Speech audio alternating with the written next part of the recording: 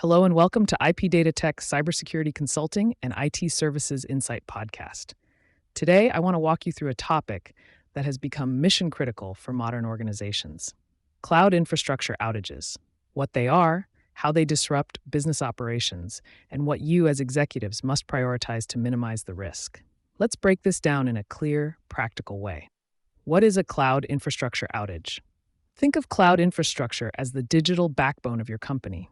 It powers your applications, databases, email, customer portals, financial systems, and even your internal workflows. A cloud outage happens when that backbone temporarily stops functioning due to 1. Data center failures. 2. Network overloads, DNS disruptions. 4. Software bugs, regional outages. 6. Provider-side issues like AWS, Azure, or Google Cloud. When the cloud goes down, it isn't just an IT issue, it becomes a business issue. For example, the global shockwave from the Amazon Web Services AWS outage is a wake-up call for business resilience. As reported, AWS experienced a widespread outage on 20th October 2025 that disrupted a vast number of businesses and platforms around the world. This was reported by various news outlets such as Reuters, The Guardian, and the Associated Press. Here's what it means for business professionals and the enterprise tech community. What really happened during the disruption of AWS outage services? 1. The outage originated in AWS's US East 1 region, Virginia, due to a DNS and monitoring subsystem failure impacting its network load balancers. 2. Services were restored by the afternoon for many customers, but some still faced backlogs and elevated error rates. And 3. The scale. Thousands of companies, applications, social media, banking, streaming, gaming, and services around the globe were affected. What are the business implications of this disruption? 1. Any company relying on a single cloud provider, especially one as dominant as AWS, is exposed to single point of failure risk. 2. A few hours of outage can translate into lost productivity, revenue, brand trust, customer experience damage. As one expert noted, for major businesses, hours of cloud downtime translate to millions in lost productivity and revenue. 3. This event reinforces the need to review business continuity plans, incident response protocols, and vendor infrastructure diversification strategies. Therefore, what organizations should do now? 1. Reevaluate your cloud backend architecture. Are you overly dependent on one region, one provider, one service? 2. Consider multi-region or multi-cloud strategies. Build in failover capacity, even if you currently run heavily on one provider. 3. Test your continuity incident scenarios. What happens if your cloud provider's key site goes down for 4 to 8 hours? Run tabletop exercises. 4. Communicate with customers and stakeholders. Even when you're not the primary victim, your downstream services may be impacted. Transparency helps. 5. Log learnings from this outage. What systems were impacted? What gaps were revealed? What can be remediated? The next question is, how could cloud outages impact your business? Let me explain this in a simple classroom analogy. If your organization's digital operations are the students, the cloud is the school building. If the building shuts down, teaching can't happen, even if the teachers and students are ready. Similarly, cloud outages cause organization-wide paralysis, such as 1. Operational disruption.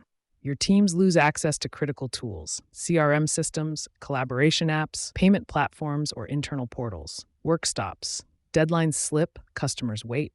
2. Financial loss downtime equals dollars lost. E-commerce, SaaS platforms, service-based companies lose revenue by the minute. For large enterprises, a 3 to 6 hour outage can cost millions. 3. Customer experience and trust erode. When your service becomes unavailable, customers don't say the cloud provider had an issue. They say, your company failed me. Brand trust can drop overnight.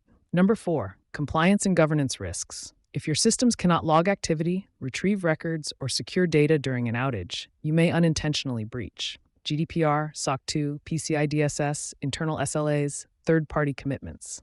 5. Supply chain and third-party dependencies. Breakdown. Many organizations rely on cloud-based logistics, financial systems, HR portals, and vendor platforms. When they fail, your business halts too, even if your internal systems are fine. In short, a cloud outage creates a chain reaction across every department. Then, why must executives care, not just IT teams? Cloud outages highlight a strategic lesson whereby modern businesses are only as resilient as their technology infrastructure. That is, even if your IT teams are world class, you are still exposed if number one, you rely on a single cloud provider. Number two, you depend on one region, for example, AWS US East 1. Number three, you lack failover capabilities. Number four, you haven't tested disaster response scenarios. And number five, your business continuity plan is outdated. Organization executives are also responsible for ensuring operational resilience, financial continuity, and stakeholder confidence and cloud reliability sits at the center of all three. So, what executives should do? Here are my recommendations to mitigate cloud outage risks. Let's go through some strategic responsibilities as briefly outlined below. Number one, diversify your cloud strategy. Do not put the entire organization on a single cloud region or single provider. Instead, adopt A, multi-region deployments, B, multi-availability zones, AZs, and C, hybrid cloud or multi-cloud approaches.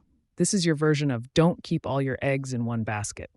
Number two, build strong business continuity and failover plans, which may also include A, automated backups, B, redundant systems, C, replicated databases, D, secondary access paths, E, backup compute storage regions. Therefore, your systems should automatically shift when something fails. Number three, conduct cloud failure tabletop exercises. As with fire drills, your teams must practice A, what happens when your cloud provider is offline? B, what's the first team to respond? C, how will you communicate with customers? D, what functions can continue offline? Practicing outages reduces panic, errors, and delays when it happens for real. Number four, understand your critical dependencies. Executives should request a dependency map. A, which apps depend on which cloud services? B, what systems are single points of weakness? C, which vendors rely on AWS, Azure, Google? This is your visibility layer because you cannot manage what you cannot see. Number five, demand real-time monitoring and alerts. Ensure IT provides A, real-time outage alerts, B, cloud health dashboards, C, KPI-driven uptime metrics, D, automated incident detection. Executives need situational awareness, not surprises. Number six, communicate transparently with stakeholders during outages. This is important because silence causes fear and distrust. Therefore, clear communication maintains credibility, which provides A, status updates, B, expected recovery timelines, C, impact assessments, D, temporary workarounds. Your communication becomes part of your brand reputation. Number seven, invest in resilient architecture. Early. The cost of building resilience is far lower than the cost of recovering from outages. As leaders, this is where you ensure the budget is there. Resilience is not an IT expense, it's a business survival strategy. Now let me summarize the most important point. Number one, cloud outages are inevitable. Number two, but business disruption doesn't have to be. This means that your organization's resilience depends on the decisions you make at the executive level in ensuring A, redundancy, B, diversification, C, preparedness, D, communication, and E, investment in resilient architecture. If these elements are in place, even a major cloud outage becomes a temporary inconvenience, not a business-ending event. My takeaway, in an increasingly digital world, infrastructure resilience isn't just a nice-to-have, it's a strategic necessity. The disruption that affected AWS is a reminder that no matter how trusted the vendor or how mature the service, things can still go sideways. It's not enough to trust that someone else handles it, but that your organizations must build resilience into their architecture, processes, and culture. Therefore, as leaders, we should ask, if our cloud provider experiences a widespread disruption tomorrow, can we keep our business running, or are we blindsided? Please subscribe to our channel and like, share, and turn on your notification for more on IP Data Tech Cybersecurity Insight podcast on business risk, compliance, and governance, or do what you want to do, and I will see you next time.